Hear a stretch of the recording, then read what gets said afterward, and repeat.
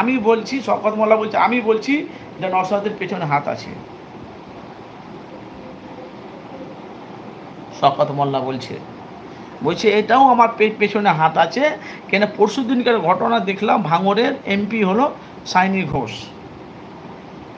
সাইনি ঘোষ লে লাগানা লে লাগানি একটি যে একটা ডায়লগ বলেছে না, যে একটা ভাইরাল হয়ে গেছে, লে লাগানা কি একটা, ওটা ভাইরাল হয়ে গেছে। সে সাইনি ঘোষ ফিল্মের নায়িকা।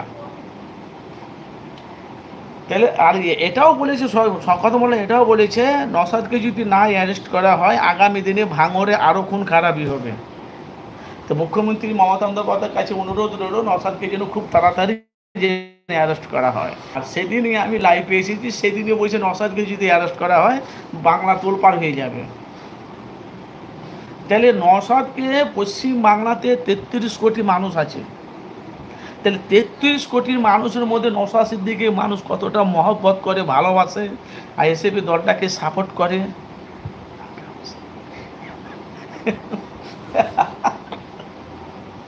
তো ফিল্মের নায়িকা, শতাব্দী রায় ফিল্মের নায়িকা, দেব নায়িকা, ওরে বাপ রে বাপ, সাইনি ঘোষ ইও নায়িকা। আর একটা যে পাতলা করে নায়িকা আছে কি গো, সে ভাঙড়ে না কি যে বসিরহাটে দাঁড়িয়েছে, তার মেয়েটার নাম কি, দেবের সাথে যে ফিল্ম করেছে মেয়ের নাম কি, লাবণী কি যে নাম, যে মেয়েটার নাম, মেয়ের নাম কি গো, সে পাতলা করে জিতের সাথে যে ফিল্মটা করেছে, সে আবার ওখানকার আবার বিধায়ক, আবার যে এমপি হয়ে গেছিলো। এখন এখন এবার 2026-এ কী হবে যাই হোক। কিন্তু ভাই বলা বলি কথা, আমি যতটা জানি ভাঙড়ে কিন্তু 2026 আসার আগে ভাঙড়ে কত লোভে দেখেন। এখন আমি আপনাদেরকে বলেছিলাম না যে ভাই রাজনীতি আসছে, বিধানসভা ভোট আসছে, দেখেন কত পোল খালি হয়ে যাবে, কত আমার মা বোনেদের স্বামী হারা হয়ে যাবে। নুসরাত জাহান, এস এস নুসরাত জাহান সব ফিল্মের নায়িকা, বুঝতে পেরেছেন?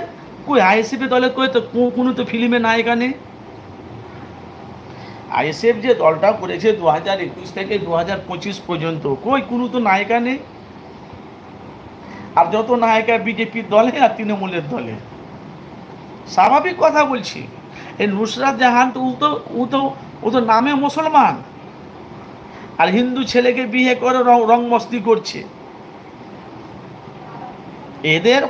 এদের কতটা ভাতার আমার জানা নেই, এরা কতজনের সাথে কত কি করেছে ভালো করে বুঝবেন। একটা মুসলমানের মেয়ে হয়ে হিন্দুর শাখা, হিন্দুর সিঁদুর পরে শাখা পরে ঘুরে, ওই আমি নিজেকে মুসলমান দাবি। এই মহিলাটা মরে গেলে আল্লাহ জাহান নামে দেবে কেন? মুসলিম হয়ে নায়িকা করেছে, আপনারা সবই জানেন, দেখেছেন, তার সাথে হিন্দুর ছেলেকে বিয়ে করেছে। 4-5টা যদি সিট পেয়ে যায়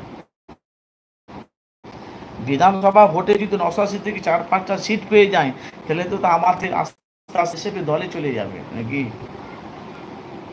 বন্ধু? আমি কি বলছি বুঝতে পারছেন?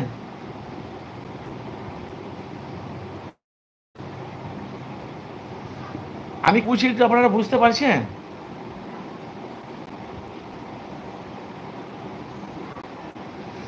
তাহলে বিধানসভাতে ভাই আমার কথা নয়, পশ্চিমবাংলার অনেক মানুষেরা তারা বলেছে।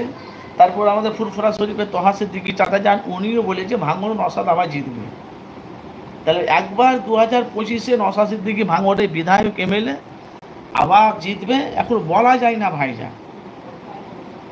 ভাগ্যের চাকা কোন দিকে ঘুরবে, জনগণ সংখ্যালঘু মানুষ কাকে জিতেবে, কাকে পরাজিত করবে। এখন তো অনেক মানুষরা বলছে নওশাদ সিদ্দিকী না তৃণমূলের প্রার্থী হবে কাসেম সিদ্দিকী ভাঙড়ে। হতে তো পারে অন্যজনা, হতে পারে হয়তো অন্যজনকে তো দাঁড় করাতে পারে। আর বেশিরভাগ যারা আইএসএফের কর্মী আছে তারা আমাকে অনেক পেছনে কমেন্ট করে, কেউ বলছে 4টে পাবে, কেউ বলছে 6টা পাবে, কেউ বলছে 10টা পাবে, কেউ বলছে 8টা পাবে, কেউ বলছে 15টা পাবে, কেউ বলছে 20টা পাবে, কেউ বলছে 30টা পাবে, কেউ বলছে 40টা সিট পাবে। নওশাদ যদি 4টে যদি সিট পায়, আমি একটা স্যাম্পল দিয়ে বলছি, 4টে থেকে যদি 2টাও যদি সিট পেয়ে যায় বাংলায় বিধানসভায়, 294টার মধ্যে 2টো যদি সিট পায়, 1 নম্বর হলো মুর্শিদাবাদ, আর 2 নম্বর কোথায়? আমি একটা মানে যেখানে মানুষের সংখ্যাটা বেশি সে কথা বলছি।